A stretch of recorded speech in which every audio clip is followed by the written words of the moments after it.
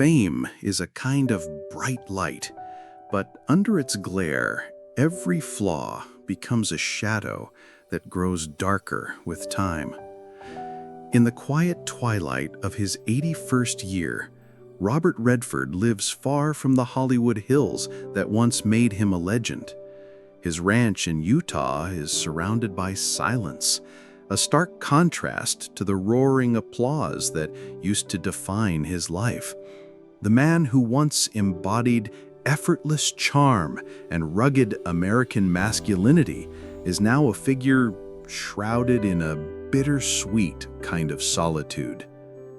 It's not just age that has pulled him away from the public eye. For decades, Redford stood as one of Hollywood's most admired figures, an Oscar-winning director, a box office powerhouse, the founder of the Sundance Film Festival, and a symbol of artistic integrity. Yet beneath that golden image, his story has been marked by heartbreaks that no spotlight could illuminate. The public remembers him for Butch Cassidy and the Sundance Kid, The Sting, and Out of Africa. They recall the easy smile, the tousled blonde hair, the aura of a man untouchable by time.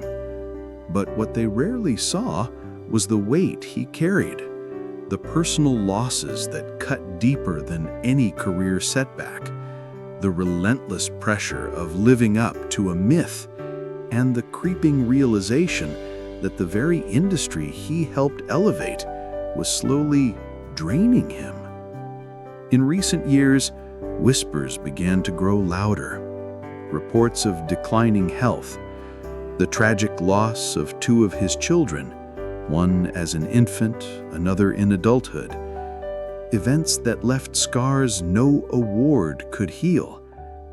Close friends say he carries those memories like shadows trailing behind him, impossible to outrun. Even his decision to retire from acting in 2018, once explained as a graceful exit, now seems to bear the fingerprints of exhaustion, not just of the body, but of the spirit. There are darker chapters too. A near exile from the industry during a period when his projects failed to connect. The quiet but devastating breakup of his marriage to Lola Van Wagenen after nearly 3 decades together, and a growing disillusionment with Hollywood's shift towards spectacle over substance, a transformation he fought against, but ultimately could not stop. Today, when Redford makes a rare public appearance, his smile still has that warmth. But the eyes? They tell a different story.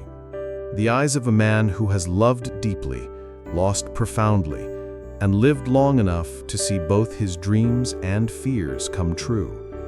And yet, even now, there are truths about Robert Redford's life that the public has never heard. Friendships that ended in betrayal, opportunities sabotaged by those he trusted, personal battles fought in complete silence. Stories buried under decades of magazine covers and standing ovations. But the truth behind it is much darker. Robert Redford was born on August 18, 1936, in Santa Monica, California, during the tail end of the Great Depression. His father, Charles Redford, was a milkman turned accountant, a man of quiet discipline who believed in steady work and modest ambition. His mother, Martha Hart, was the emotional anchor of the family, nurturing Robert's creative spirit, but shielding him from the harsher realities of adulthood for as long as she could. Growing up in the working-class neighborhood of Van Nuys, Redford was not the golden boy people might imagine. He was shy, often lost in his own thoughts, and struggled to fit in at school. His classmates were mostly children of defense industry workers, while he was the dreamer who preferred sketching and daydreaming about far-off places. But there was a fracture in his world that would shape the man he became. His mother, Martha, suffered from a chronic illness that made her frail throughout Robert's teenage years. She was also the one person who encouraged his artistic leanings. When she died in 1955, just as he was graduating high school, Robert was devastated. He was only 18, and her loss left him adrift. Later, he would confess that much of his drive came from trying to live a life she could be proud of, a subtle promise he carried for decades. If the loss of his mother was the first wound, the second came from his own mistakes. Redford earned a scholarship to the University of Colorado, Boulder, but quickly lost it due to heavy drinking and poor grades. He drifted, hitchhiking through the U.S., working odd jobs, and even spending time in Europe as a painter. It was there, in Paris, that he discovered cinema as an art form, watching French New Wave films that would later influence his directing style. Few people know that before he was Robert Redford, the future icon came within a breath of never becoming an actor at all. In his early 20s, living in Florence, Italy, he was arrested for suspicion of theft after being mistaken for someone else. The misunderstanding was cleared in hours, but Redford later described that moment as the first time I realized how quickly your life can be decided by strangers. That seed of mistrust toward institutions, police, press, even Hollywood, never left him. Returning to the U.S., he enrolled at the American Academy of Dramatic Arts in New York. There, he began to sharpen not only his acting, but also his understanding of how the industry really worked. He studied under some of the most demanding instructors in the field, learning to project emotion without overselling it, a skill that would define his screen presence. Still, the journey was anything but smooth. His early auditions often ended in rejection. Casting directors told him he was too clean-cut for the grittier roles of the late 1950s and too Californian for the stage. It was a producer named Sidney Harmon who first took a chance on him, casting him in a small Broadway production. Harmon's mentorship was a double-edged sword. While he gave Redford his first break, he also later pulled Redford from a promising project without explanation, a move insiders say was motivated by personal politics. That moment planted the first real seed of disillusionment in Redford's career, long before he became a household name. By the early 1960s, Redford's talent began to turn heads in New York theater circles. His performance in Barefoot in the Park on Broadway would become a breakout moment, a role he would later reprise on film. But beneath the rising momentum, Redford was carrying the memory of two losses: his mother's death and the trust betrayed by his first mentor. And it would not be the last time those two themes, loss and betrayal, would echo through his life. But the man who first gave him a chance would also be the one to end it all. When Robert Redford first stepped into Hollywood, he was not yet the icon with the windswept hair and confident gaze. He was the Broadway leading man of Barefoot in the Park, a role that had won him critical praise and a devoted theater following. But Hollywood was a different animal, glossier, hungrier, and far less forgiving. His early foray into film was tentative. Roles in War Hunt, 1962, and a string of television appearances, including The Twilight Zone, gave him screen time, but not stardom. Casting directors still couldn't pin him down.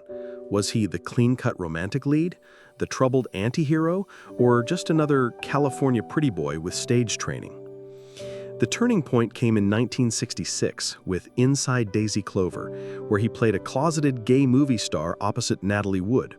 The role was risky for its time, and Redford's understated performance caught the attention of both critics and directors. But behind the scenes, he struggled with Hollywood's obsession with image over substance. Studio executives pushed him toward cookie-cutter romantic roles, something he resisted. Then came the call from George Roy Hill for Butch Cassidy and the Sundance Kid, 1969. Originally, Redford was not even in the running for the role of Sundance. The studio wanted a bigger name, Steve McQueen, to play opposite Paul Newman. But when McQueen walked away due to billing disputes, Newman suggested Redford. The film was a phenomenon. Redford's chemistry with Newman was electric, their banter and charisma defining a new standard for the buddy movie. Almost overnight, Redford went from rising talent to Hollywood's golden boy. His name could now open a movie. With success came choice, and Redford used it. He turned down roles he felt were shallow, gravitating toward projects with meaning. In the early 1970s, Jeremiah Johnson, The Candidate, and The Way We Were showcased his range, proving he could carry a film whether it was a political drama or a sweeping romance. But this upward climb wasn't without cracks. Redford's refusal to play the Hollywood game made him enemies in the executive suites. He was vocal about creative control, often clashing with producers who saw him as difficult. His interest in environmentalism and independent film also made him an outsider in an industry increasingly obsessed with blockbusters. During the filming of The Way We Were, 1973, tensions reportedly rose between Redford and Barbra Streisand over script changes. Redford felt the rewrites weakened the male lead's arc, while Streisand, supported by the studio, wanted more focus on her character. Though the two remained publicly cordial, insiders say the clash taught Redford an early lesson. In Hollywood, even friendship had its limits when power and ego collided. Still, Redford's career trajectory was unstoppable. In 1973, The Sting reunited him with Newman and earned him an Academy Award nomination. Suddenly, he wasn't just a star, he was a symbol. Magazines hailed him as the last great American leading man, a title he wore uneasily. The fame was intoxicating, but it also began to distance him from the grounded life he once knew. The demands of constant filming, press tours, and the unspoken pressure to remain the flawless heartthrob started to weigh on him. His marriage to Lola Van Wagenen, which had begun with youthful optimism, was already straining under the separation and public scrutiny. By the mid-1970s, Robert Redford stood at a crossroads. He had achieved everything an actor could dream of: box office dominance, critical acclaim, cultural influence. But the quiet man from Van Nuys was beginning to feel the cost of sustaining that image. And at the very peak, the cracks began to show. By the late 1970s, Robert Redford wasn't just a movie star, he was an institution. His name on a poster guaranteed ticket sales, and his presence in a film elevated it to cultural event status. He had the power to choose scripts, directors, and even co-stars. For many in Hollywood, he was the man who had it all: looks, talent, influence, and the rare ability to balance box office success with critical respect. Films like All the President's Men, 1976, cemented his reputation as more than just a leading man. Playing journalist Bob Woodward, Redford captured the taut urgency of the Watergate investigation, and the film became a symbol of American political conscience. He was no longer just an actor. He was a storyteller with an agenda, a man who believed movies could change public opinion. But with influence came isolation. The more he pushed for projects with substance, the more he was seen as aloof or difficult by studio executives. His refusal to sign on to lightweight blockbusters baffled Hollywood, which was entering the era of Jaws and Star Wars. Redford was chasing depth when the industry was chasing spectacle. Behind the scenes, the pressures of fame were starting to take a toll. His marriage to Lola was fraying. The couple, who once shared a simple life in Utah, now found themselves living apart for long stretches. The Hollywood lifestyle, endless interviews, constant travel, and the manufactured intimacy of film sets was pulling him further from his family. During the filming of A Bridge Too Far, 1977, Redford reportedly refused a lavish private trailer and instead requested a modest on-location setup. He told the production team he didn't want to lose touch with reality, but crew members later recalled seeing him spend hours alone, sketching in notebooks, avoiding the social scene entirely. For a man at the top of the world, solitude was becoming a habit. In 1980, Redford made the leap to directing with ordinary people, a family drama that explored grief and communication breakdown. The film won 4 Academy Awards, including Best Director for Redford. At that moment, he was at the pinnacle of both acting and directing, a feat few had accomplished. Yet even triumph brought its shadows. The success of Ordinary People increased the expectation that every move he made had to be flawless. Redford felt trapped between the audience's perception of him as the golden boy and his own desire to tell darker, more challenging stories. He poured his energy into founding the Sundance Institute in 1981, envisioning it as a haven for independent filmmakers. It was a noble mission, and one that would change the film landscape forever. But it also meant more time away from acting, and more tension with studios who saw his advocacy for indie cinema as a quiet rebellion. Friends noticed a shift. Redford was becoming more guarded, less willing to let people in. Some chalked it up to his intense work ethic.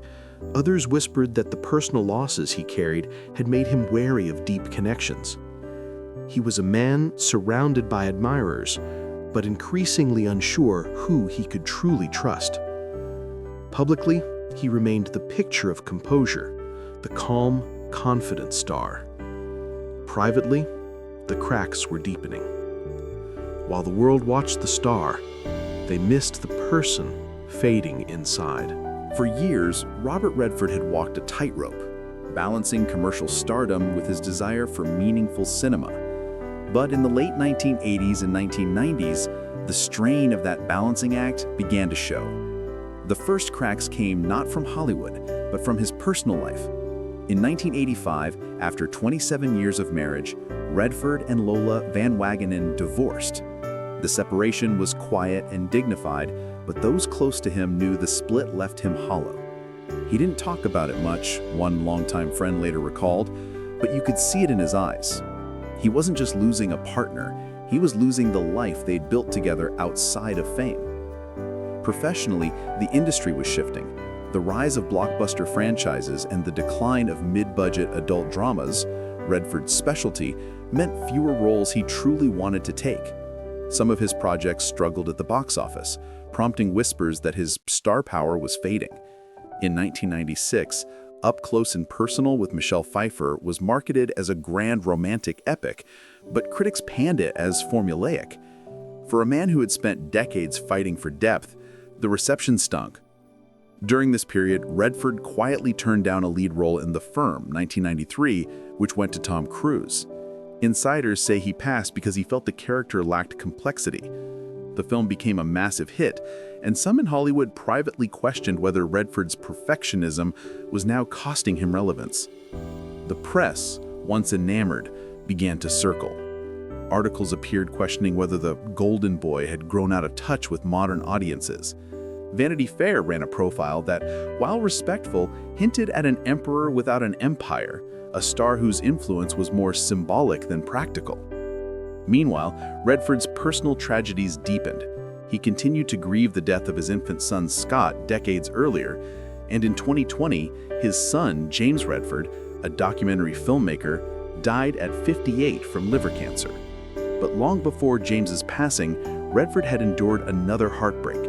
A close friend and collaborator abruptly severed ties over creative disagreements at Sundance. It wasn't publicized, but those who knew him said it cut deeply. Hollywood can be a cold place for a man who refuses to bend, and Redford had built his career on saying no more than yes. But every no meant another opportunity passed to someone else. By the early 2000s, younger audiences were more familiar with him as that older guy in political dramas than the charismatic star of The Sting. Even directing, once his refuge, brought challenges. Projects like The Legend of Bagger Vance 2000 failed to resonate, and critics accused him of slipping into sentimentality. The man who had once been ahead of his time was now, in some eyes, chasing a version of cinema that no longer existed. Colleagues noticed the change. Robert was still Robert, professional, prepared, always thoughtful, one actor recalled. But there was a sadness to him, like he'd seen the future of the industry and realized it wasn't his. And then came the health rumors. Though Redford has always been private about his medical history, reports emerged in the mid-2010s that he was slowing down due to undisclosed ailments. He brushed them off, but in 2018, he announced his retirement from acting. He framed it as a natural end, a chance to focus on other passions. Yet many suspected the decision was less about choice and more about necessity. His final starring role in The Old Man and the Gun, 2018, was a fitting bookend, a charming, reflective story about a man who knows his time is running out. But when the press tour ended, Redford didn't just step away from acting. He stepped away from the public eye almost entirely. No one knew it then, but the end was already on its way. By the time Robert Redford reached his early 80s, the man who had once been Hollywood's brightest star was now a figure moving almost entirely in the shadows. He still lived on his beloved ranch in Sundance, Utah, the same land where he had built his independent film institute decades earlier. But now, the days were quieter, marked by long walks, the company of close family, and the occasional sketchbook on his porch. Then came the blow that, to those who knew him, seemed to take away whatever remained of his public spirit. In October 2020, his son, James Redford, a talented documentary filmmaker and father of two, died at age 58 from liver cancer. The two had shared not only a bond as father and son, but also as artists, often discussing storytelling and collaborating on projects aimed at social change. Friends say James's death shattered him. It was different from losing his infant son all those years ago, one confidant shared quietly. Back then, it was tragedy before a life had begun. This time, it was losing someone you'd watched grow, create, and give so much to the world. It's a kind of pain that never stops echoing. Redford withdrew even further. Public appearances, already rare, became almost non-existent. His final interviews, around the time of The Old Man and the Gun, had carried a certain bittersweetness. Now, even those moments were gone. In the months after James's passing, Redford reportedly spent weeks combing through his son's personal archive, watching every documentary, reading every note. He told a friend it was his way of keeping him alive, even if just in the room with me. This quiet act of remembrance never made headlines, but it became a private ritual. Physically, the years had taken their toll. Though Redford never confirmed specific illnesses, those close to him noticed his once energetic stride had slowed. There were whispers of heart issues, of surgeries kept out of the press. And yet, he refused to let the narrative become one of pity. He simply receded. The Sundance Film Festival continued without his day-to-day involvement, now run largely by a younger team. For many attendees, especially those new to the festival, Redford had become more of a legend than a living presence. Some first-time filmmakers didn't even realize the man introducing them at early Sundance panels was the same Robert Redford from The Sting. In Hollywood, tributes began to surface. Career retrospectives, think pieces about the last movie star. But these were written in the past tense, as if the industry had already decided his chapter was closed. And yet, the tragedy of Robert Redford's later years is not in scandal, nor in disgrace, but in the quiet erosion of a life once lived at full blaze. For decades, he had been the embodiment of the American screen dream. Handsome, talented, principled.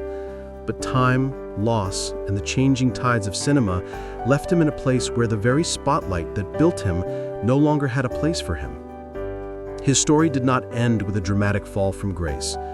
It ended the way many great lives do, with a slow fade, marked by personal grief and the realization that the world he once helped shape had moved on without him. The man who had faced down Hollywood power brokers, who had fought to keep cinema honest, now lived far from the noise, in the kind of obscurity he once craved, but at a cost he never could have imagined. In the stillness of that final retreat, the star who had once lit up the world became a shadow only the closest could still see. Robert Redford's story is not simply one of stardom and decline. It is a testament to the rare individual who refused to let the machinery of Hollywood fully define him, even if it meant paying the price. His legacy spans more than 6 decades, not just in the films he starred in or directed, but in the cultural impact he left behind. Butch Cassidy and the Sundance Kid redefined the buddy movie. All the President's Men inspired a generation of journalists. Ordinary People proved that a family drama could command the world's attention. But perhaps his greatest contribution lies in something far from the spotlight, the Sundance Institute. What began as a modest workshop in the Utah mountains grew into the Sundance Film Festival, the most influential independent film platform in the world. Without Redford's vision, voices like Quentin Tarantino, Steven Soderbergh, Ava DuVernay, and countless others might never have reached a global audience. To those who worked with him, Redford was more than an actor or director. He was a guardian of artistic integrity. He believed that film could be more than entertainment. It could be a mirror, a provocation, a catalyst for change. In an era increasingly defined by box office numbers, he stood as a reminder that the soul of cinema is found in its stories, not its profits. Yet, his life also carries a cautionary tale. Fame, even at its most glittering, cannot shield a person from loss. It cannot protect marriages from strain or families from grief. And for all the applause, there is the inevitable quiet that comes when the curtain falls.